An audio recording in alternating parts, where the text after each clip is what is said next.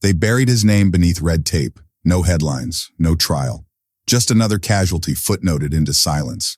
But then Michelle Obama walked into the chamber, not with outrage, but with something colder, conviction.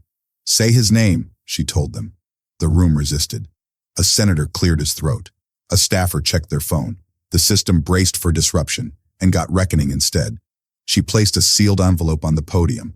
Thick, black, marked archived, do not release. Inside, a voice recording, time-stamped logs, and the last message Sabu ever sent. A low hum filled the chamber, the audio system, or perhaps the panic settling in. One aide reached for a water glass and missed. Michelle didn't blink. With a calm that sliced deeper than denial, she spoke one final sentence. "You erased him. I'm here to make sure he's remembered. And so are you." Gasps cracked like stained glass. What they tried to silence now echoes. And just like that, the forgotten name became the verdict.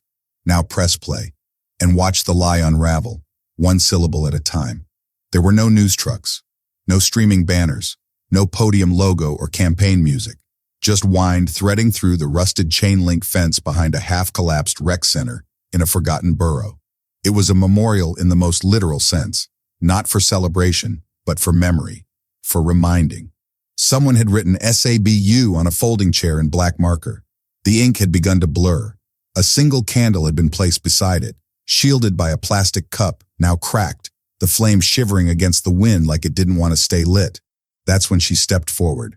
No one introduced her. No one had prepared the crowd, if you could even call it that. A few dozen neighbors, a couple of grieving teenagers, a woman with a stroller who wasn't sure if she should stop or keep walking. But Michelle Obama didn't pause. She didn't look for a cue. She simply walked to the microphone that had been duct taped to a plywood platform, stood before the cold, and began. No preamble, no biography, no build-up. Her voice came steady, level, almost unbearably calm. He was never supposed to be a headline. That's why he never became one. It wasn't a speech. It wasn't even political. It was something colder than grief and sharper than rage. Remembrance as confrontation.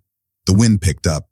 A page of someone's handwritten note fluttered off the makeshift altar of teddy bears and wilted lilies, tumbling toward a gutter no one had cleaned in weeks. No one moved to catch it. They were all still. Michelle didn't blink. Her eyes scanned the middle distance, not looking at the crowd, not looking at the camera, which wasn't there, but staring through time. "They filed the report," she said, quieter now. "They sealed it. They moved on. And so we were told to do the same." She reached beneath the lectern and lifted a manila envelope. It looked ordinary, the kind of folder you'd use to collect tax documents or middle school report cards. But it had been kept sealed with official tape. Still was. She held it up like scripture. "This is what's left of Sabu in the state's hands," she said.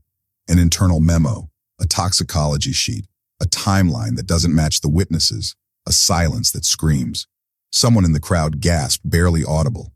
A boy in a hoodie dropped his phone. Michelle didn't raise her voice. She didn't need to.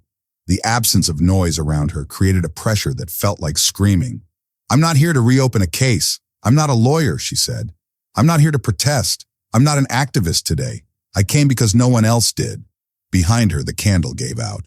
No one moved to relight it. "And when you realize no one's coming," she continued, voice thinner now, "you begin to understand what this country asks of mothers, of children, of silence." She laid the envelope down on the empty folding chair marked with Sabu's name. Her hand lingered there, not for drama, not for effect, just contact, just wait. And when she stood upright again, her next words shattered whatever numbness remained. "You don't need to read it," she said. "You already know. Every mother knows. Every son fears it. But still, I brought it, because someone thought locking it away would lock him away." Now there was breathing, heavy, deliberate, staggered like grief being remembered too late. Michelle looked out, finally meeting the eyes of the people in front of her. "You don't have to believe me, but you will remember him." Not a single camera clicked, not one flash. But the silence had changed. The air had a current now. Something old and buried was stirring. And when Michelle sat down in the front row beside the unlit candle and sealed report, the world, without knowing why, held its breath. The collapse had already begun. It happened on a night the city forgot. Not because it was dark or stormy. Those things, at least, leave a memory. No, Sabu died on a night like any other. Too quiet, too typical. The kind of night no one marks on a calendar because nothing's supposed to happen. But something did. The surveillance camera on the corner was out, officially under maintenance, though no records confirmed when or why. The officer's body cam blinked off at 1:07 a.m. due to hardware failure. The footage from the nearby ATM was inconclusive. What remained was a one-paragraph summary in a sealed police file that no civilian eyes were meant to see. His mother, Tanisha, told the story anyway. She told it with a voice that didn't crack, not because she wasn't in pain, but because she had screamed herself hoarse long before the interviews that never aired. She said he had gone out for snacks, that he had his hoodie up because it was cold, that he had headphones in because he loved music and didn't know the officer had yelled until it was too late. But the DA reviewed the internal report and declined to press charges. No reasonable grounds. That was the phrase. No press conference, no candlelight vigil organized by city officials. Just a single sentence buried in the city's digital archives, time-stamped at 2:11 p.m. the next day. The media? One outlet published an early blurb. Unarmed teen dies in late-night incident, officials investigating. It was replaced within hours by a story about budget negotiations at City Hall. By the time the week turned over, Sabu had disappeared from public memory entirely, except for one person. Michelle had seen the clip before it vanished. She had watched it grainy, with poor lighting, with the sound missing. The kind of footage designed to produce doubt, not truth. She played it back 4 times and then stopped. She didn't call a lawyer. She didn't speak to a network. She just opened her notebook. She had kept journals since college, dozens of them, all lined, all meticulous. But in the one she carried during that month, she had written only 3 lines. Sabu, 17. Not a headline, just a line in a sealed file. Tanisha told the truth. The truth made no sound. They didn't log the death. They buried the memory. She underlined his name, hard enough that the pen broke through the page. Months passed, the city filled with new distractions. But she kept that journal close, moved it from bag to drawer to shelf, but never too far. She didn't speak of it, not even to Barack. It wasn't time, not yet. Then the news cycle shifted. The same DA who had declined to charge Sabu's killer was now calling for federal funding to expand community trust initiatives. The judge who approved the sealing order gave a talk at a university about transparency in the judiciary. And the officer, well, he'd quietly resigned and taken a job in private security. No one blinked, but Michelle had begun to mark the days. She opened her journal one morning and wrote only one more line. You don't bury the dead. You bury what they remind you of. She closed the cover. She wasn't ready to resurrect a case. She was ready to resurrect a name.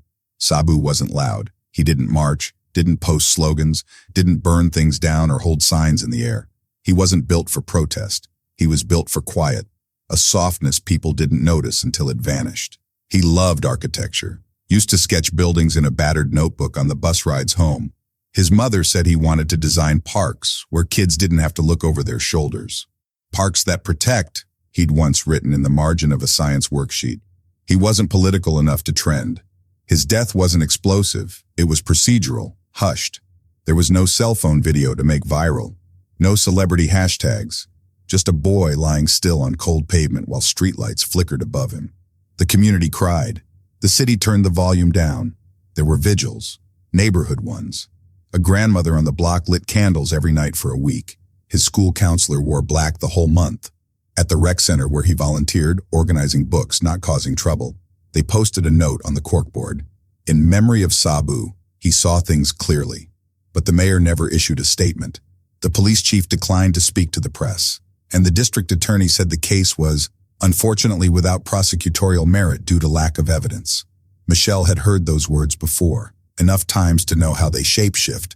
Lack of evidence becomes lack of outrage. Lack of outrage becomes lack of consequence.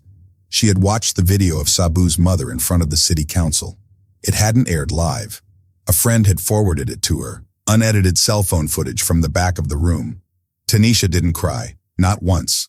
Her voice didn't waver, but her words cut through the silence like thunder in a chapel. I'm not asking for justice, she said, her hands trembling over the podium. I'm asking for truth. I'm asking you to say his name where it echoes. One council member nodded politely, as if that were a sufficient offering. Another asked, is there any additional evidence we should be aware of? As though grief wasn't enough.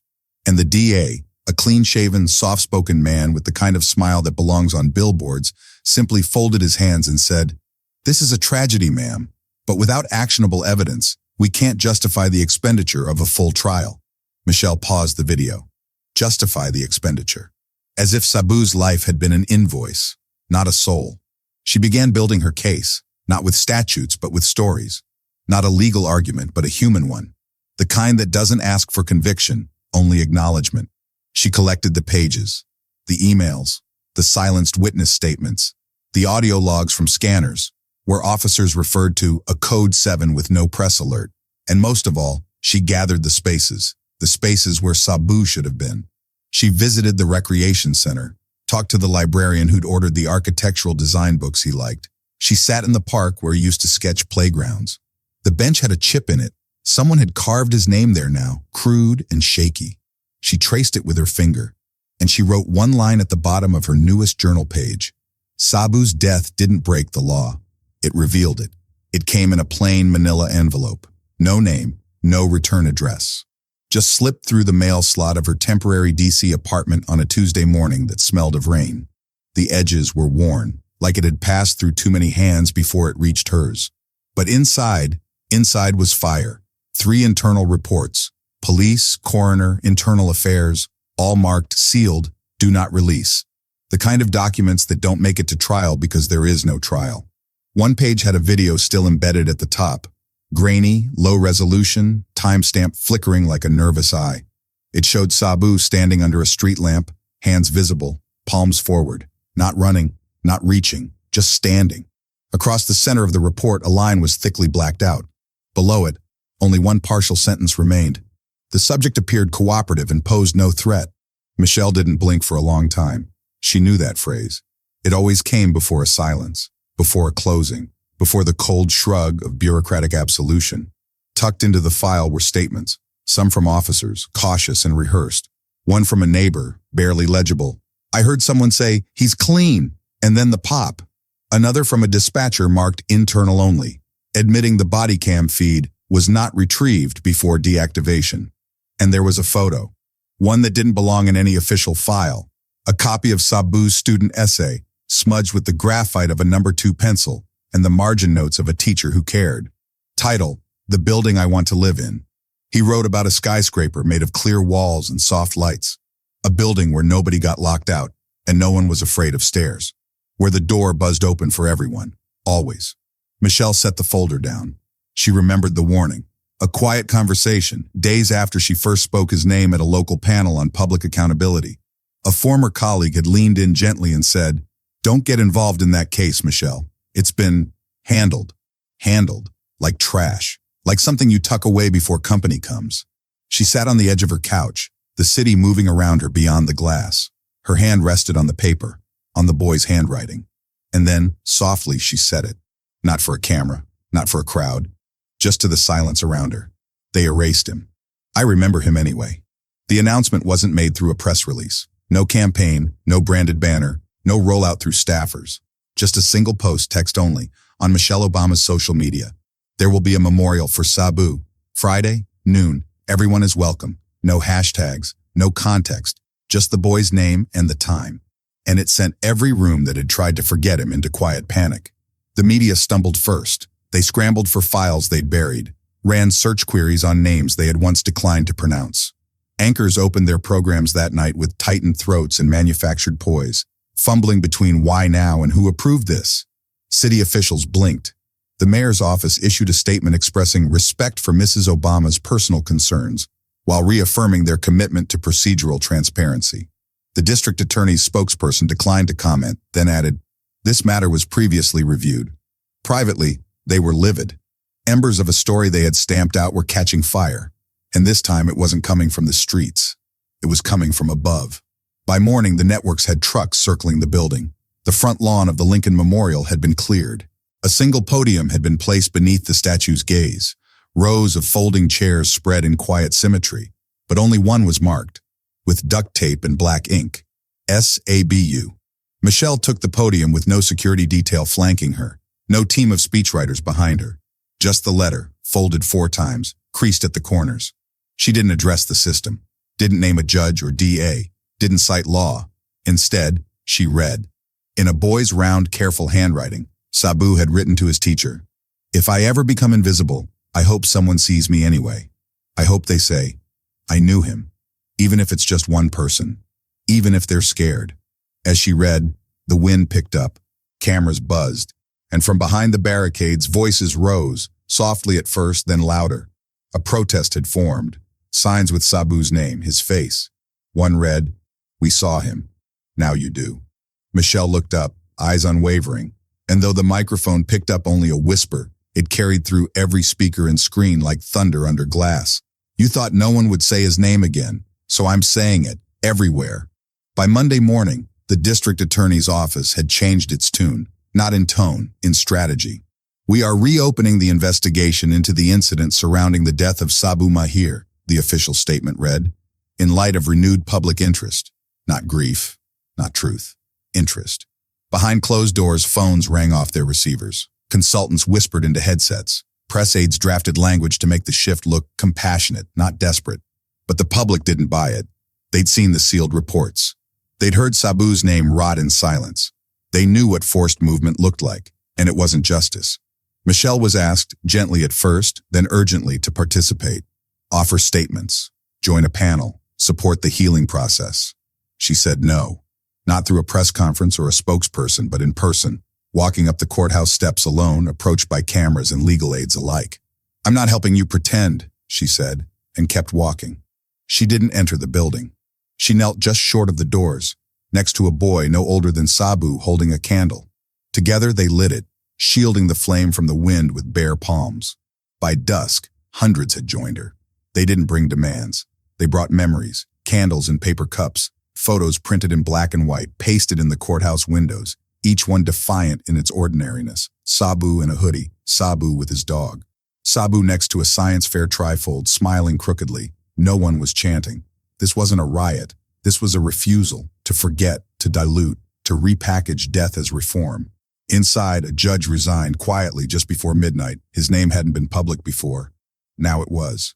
A journalist, once praised for bravery, went on air with a pale face and shaking hands. "We were told not to run it," she said. "I had the story. I let it die. It wasn't a reckoning. It was a slow collapse. Not theatrical, but real." Michelle stood back, letting the crowd lead now. Her work was not to direct, only to remember. The story hadn't become political. It had always been human. The silence, though, that had always worn a badge. His life wasn't political, but your silence always was.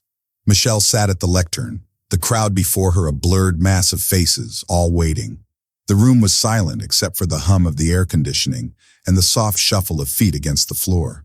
She hadn't planned on this moment breaking her, but it had. She'd thought, perhaps naively, that her strength would carry through as it had with others.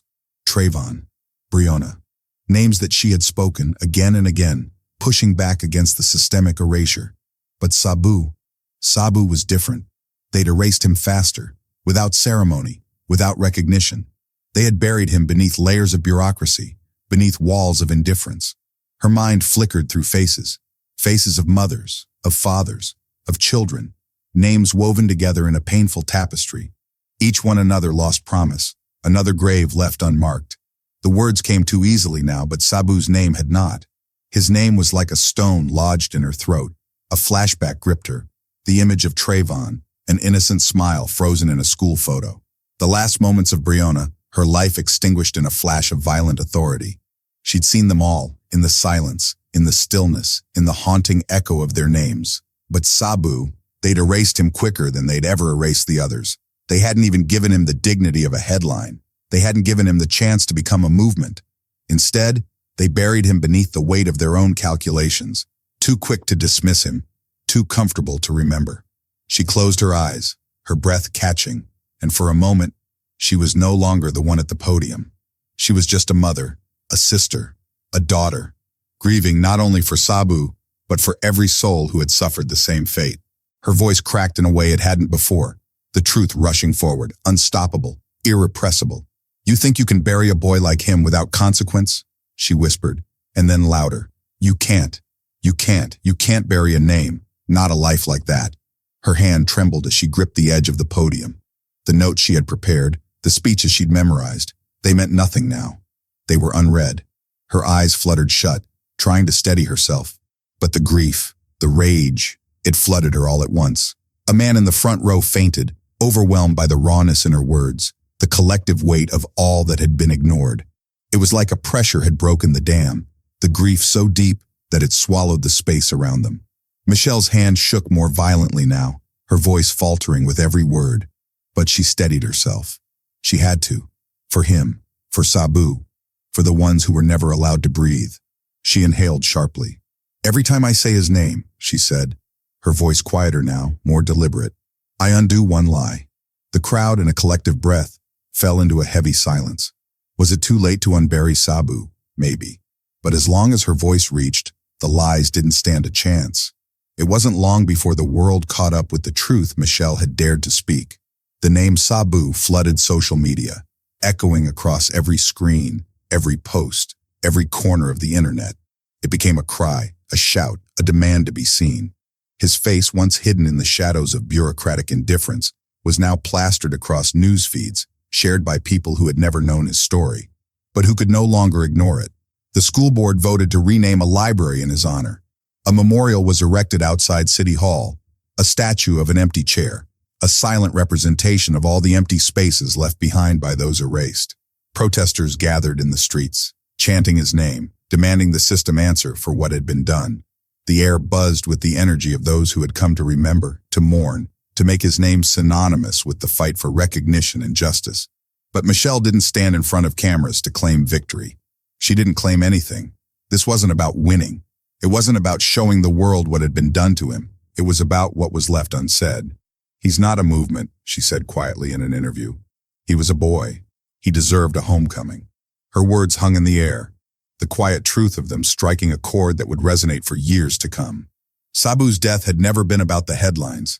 It was never meant to be part of some larger campaign for change. It was simply about him, the life that had been forgotten, and the life that now couldn't be ignored. The media moved on quickly. The public gave their tribute. But Michelle knew in her heart that there would be a day when Sabu's name would fade again from the collective memory. The injustice was still there, lingering beneath the surface, its roots too deep to pull up in one swift motion. But for now, there was this moment, this brief, shining flash of truth, of remembrance. She stood alone at his grave. A folded flag was placed beside her, the wind ruffling it lightly. The world had moved on, but she hadn't, and neither had Sabu. Michelle kneeled down, fingers brushing the grass that had grown over the place where a boy, a life had been lost, and then resurrected by the will of those who would not let him fade away again. She whispered softly, "You remember him now. Don't stop." And in the silence that followed, she knew that this wasn't the end. It was only the beginning. The city streets were filled with young boys, their faces alight with hope, their steps heavy with purpose. They wore shirts with Sabu's face emblazoned across them, a reminder that even though he had been buried by a system that would rather forget, he had found a way to rise again. His image became a beacon, a symbol of remembrance not just for him, but for all those lost in the silence of institutional neglect. Sabu walked again, not in the form of one person, but in the collective hearts of a community that refused to let his name vanish into obscurity. In their eyes, his spirit lived on, a quiet rebellion against the forces that had tried to erase him. They were more than just a tribute. They were a testament to the power of remembrance, to the strength of memory when the world chooses to look away. On the steps of the courthouse, his mother stood at the front of a crowd. She smiled, gently, the first real smile she had given in years. It was a smile born of sorrow, yes, but also of something else. A recognition that her son's name was no longer buried, no longer forgotten. For the first time in a long time, she allowed herself to feel a flicker of peace. And then across the skyline, the sealed report, the one that had been locked away, kept hidden by the very people who had refused to give Sabu justice, was projected onto the side of a building. It was no longer an official document, no longer a file stashed away to be ignored. It was a public proclamation, a shout that would not be silenced. The report, once buried under layers of bureaucracy, now loomed over the city, a stark reminder of how far the system had gone to conceal the truth, and how far they had been forced to go to bring it into the light. The truth was no longer hidden. It was everywhere. As the image of the report flickered, a quiet hush fell over the crowd, the weight of what had been done and what had been lost settling in. Sabu's death wasn't supposed to matter. The world had moved on. But now, The world had no choice but to listen. And as Michelle had said before, the truth echoed louder than anything they could silence. His death wasn't supposed to matter. Now it never stops echoing.